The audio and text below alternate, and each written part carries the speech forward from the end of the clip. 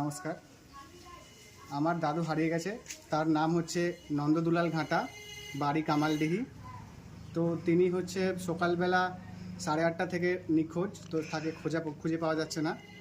তো আপনারা যদি আমার দাদুকে পেয়ে থাকেন তো এই নাম্বারটিতে যোগাযোগ করবেন। নাম্বারটি হলো 8583845972 এবং দাদুর ছবিটি হলো এটা। সকাল থেকে খুঁজে পাওয়া যাচ্ছে না আমার দাদুকে।